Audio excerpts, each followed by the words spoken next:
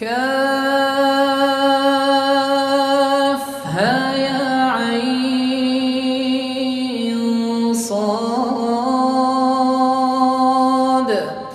ذكر رحمة ربك عبده زكريا إذ نادى ربه نداء خفيا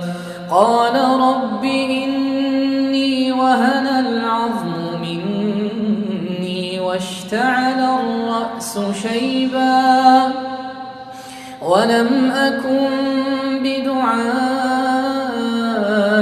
رب شقيا وإني خفت الموالي من ورائي وكانت امرأتي عاقرا فهب لي من لدنك وليا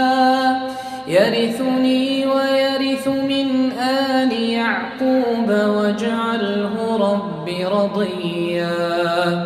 يا زكريا إنا نبشرك بغلام اسمه يحيى لم نجعل له من قبل سميا قال رب أنى يكون لي غلام وكانت امرأتي عاقرا وقد بلغت من الكبر عتيا قال كذلك قال ربك هو علي هين وقد خلقتك من قبل ولم تك شيئا قال رب اجعل لي آية قال آيتك ألا تكلم الناس 3 ليال سويا فخرج على قومه من المحراب فأوحى إليهم أن سبحوا بكرة وعشيا يا يحيى خذ الكتاب بقوة وآتيناه الحكم صبيا وحنانا من لدنا وزكاة وكان تقيا وبرا بوالديه ولم يكن جبارا عصيا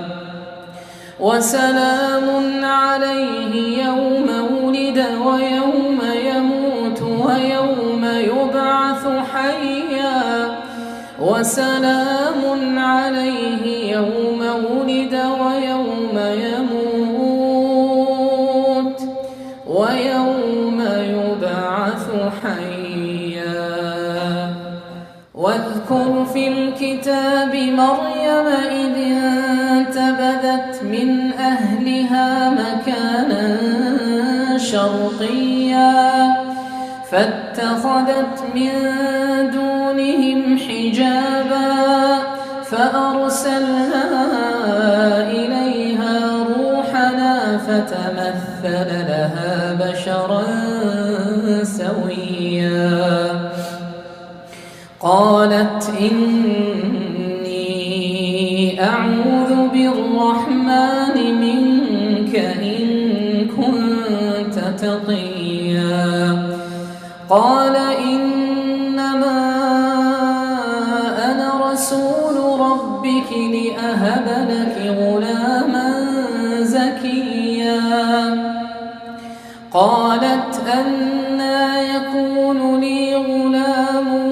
ولم يمسسني بشر ولم أك بغيا قال كذلك قال ربك هو علي هين ولنجعله آية للناس ورحمة منا وكان أمرا مقضيا.